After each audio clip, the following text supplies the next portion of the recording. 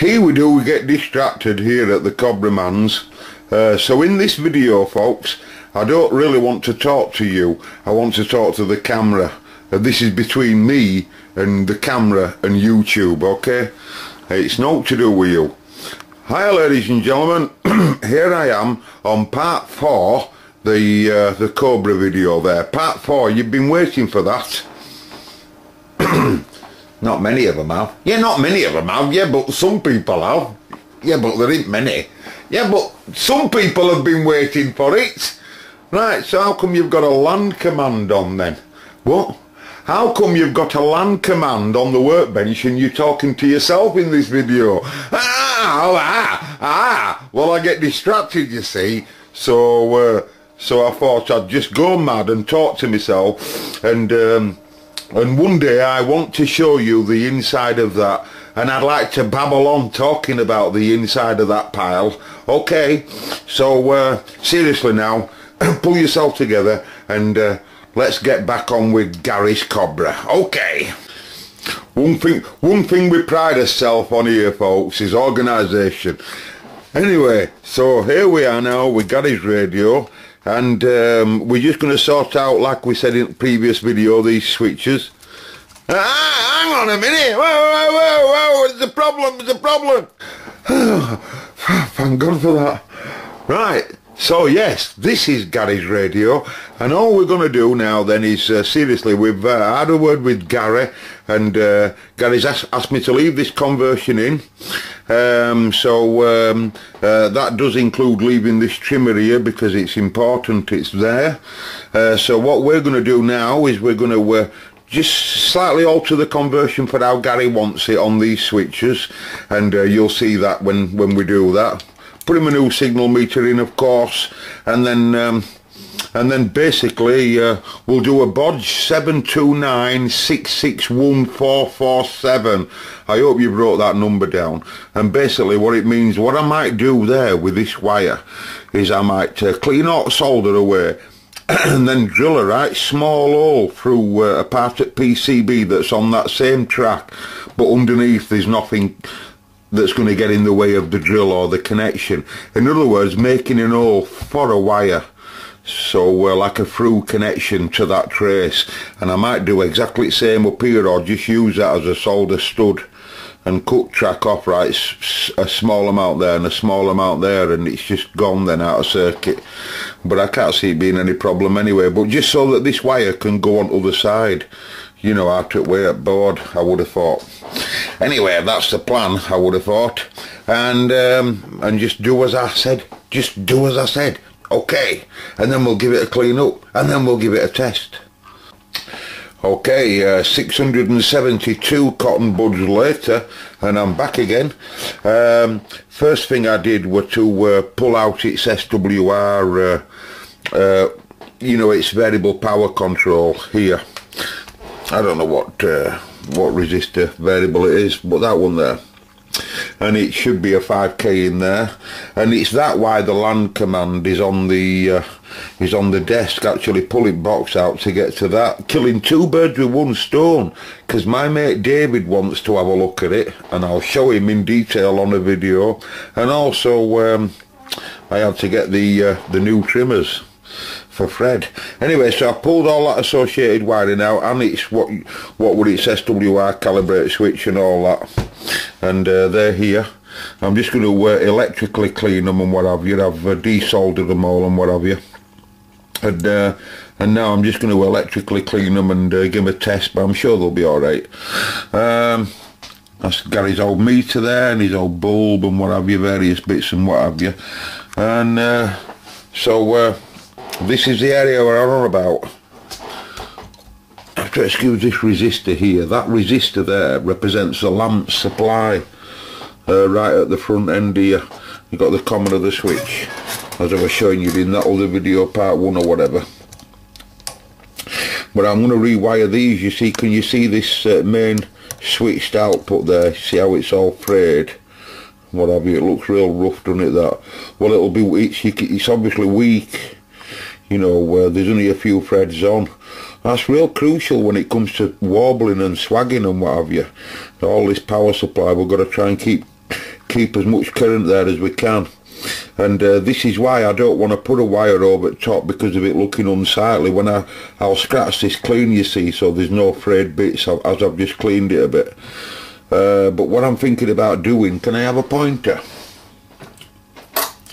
What I'm thinking about doing here is on this very track here, I might cut it about there, right, and drilling with a very small drill layer just about there, just like literally just using this as like one part to connect it source at switch, and the other part for my wire underneath it. And then I'll take a wire underneath it and I'll come up somewhere there, you know, right there, if I can find a nice clear spot for just a wire to come through. And then I'll cut the track off here completely, just a nice little cut, and isolate all that track completely, you know, and get rid of, I'll just cut that away, you know, or I might just cut that away and just leave it and just clean it up.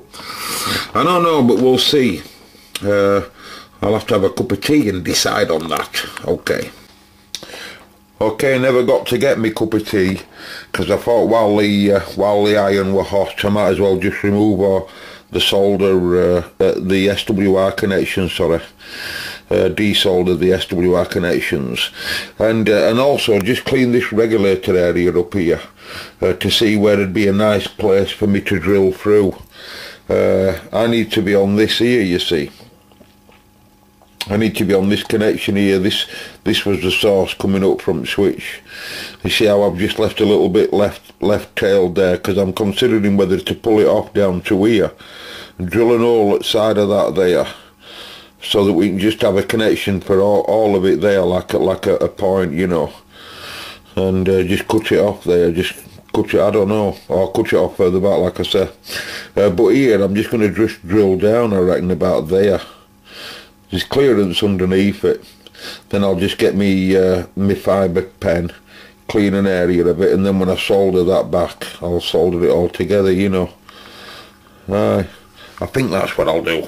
Then that's what I'm here, ladies and gentlemen, as they say in Barnsley. Have you noticed that, after I've cleaned it, someone has cut the track in the middle of there, where output supply would normally be? There must have been, I don't know, because radio can't manage without it at all. It must have that connected. I don't know what that was about, unless he was experimenting or whatever, I don't know. So I'll just have to patch that across. Anyway, so moving on.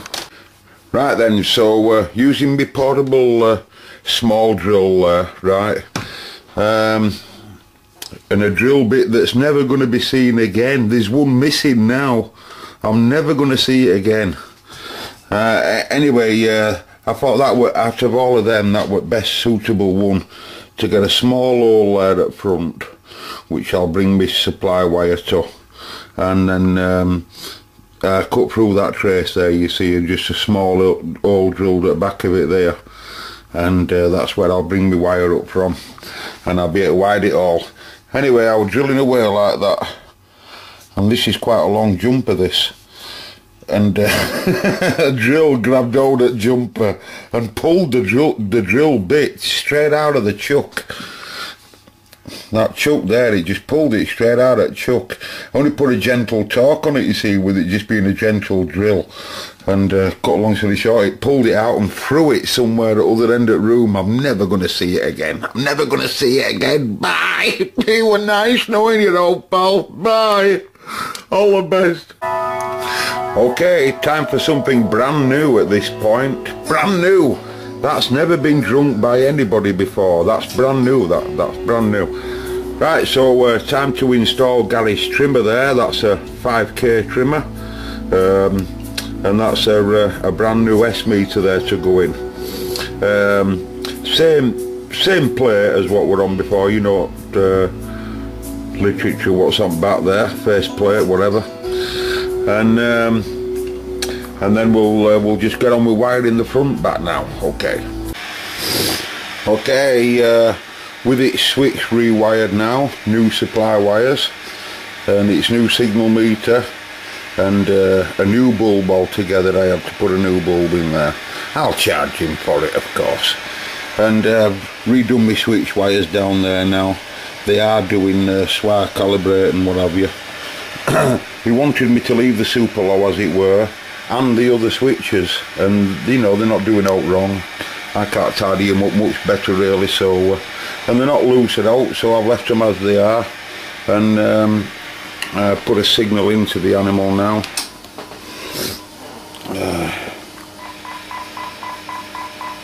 So we've got a functioning signal meter, putting about 5 microvolt into it. Transmitter test.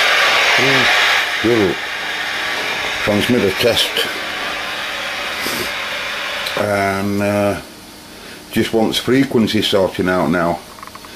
Right, its frequencies all over the place, so it's going everywhere I asked it to go. You know, we have an SWR meter. You know, we have a swire calibrate and SWR meter and all that. But the switch cleaner just they were required, and I've cleaned all the switches. So like I say, next thing I'll just go tidying it up a little bit here, and I'll tidy this regulator up. I'll try to do something with all this regulator around here, just tidying it up a bit, and then I'll just give it all a clean, and then I'll let it dry, and then we'll let it have a warm up, and we'll set it up. But I won't be showing you the setup, of course. I could be getting myself in trouble. I'm telling you, I've told you this before. I could get myself. You haven't done that, like, I haven't done that. No, I haven't done it right, please. Anyway, yeah, I'll just get its resolution a bit better, and then we'll see how it is. All right. Okay, so just to recap, best just have a look at this regulator down here. That we noticed that discoloured cap there, so I pulled Gary's regulator out. It is a 2SA1012, but I wanted to look at that area down there. It looks really like there's been something going on. It could have been from a previous repair, you know, that someone has done. I'm not too sure, but it wants looking at. You know, it wants looking at. And I wanted to look at the print as well, you see there. Oops, sorry. I can get you there. And you see that thin wire in the middle just straying across to the left. Well, that's one leg of that capacitor, you see. So it's best that we have a look at that while we carry on cleaning that area there. You can see some of my pad damage there that I've got to face with. But we'll see what we can do with it anyway. It's a shame when it's like that, you know, but anyway. Okay, so we got that cap out of there, and we also took out its 2SB 525C, and what physically looks a bit like it's been stressed a little bit, but we'll see what it tests like. And also we're going to show you something else as well. It's gone. Can't remember what I was going to show you, but anyway, we're moving on. Right, ladies and gentlemen, don't despair at this point. I often do this as though it's my own radio. What I mean is, once I've repaired all its faults and what have you, and then what I like to do is I give it a bit of a tune up. In this case, it was quite way off. But none of its real IF stage were quite way off. Its receiver were good, its transmitter were good and all that, apart from that bias issue. But frequency resolution were a bit adrift, and I just pulled that a little bit in here and there to get it to where Marconi says it's happy with. And what I like to do myself then is screw it back together and take not much notice of what this lot says at this time.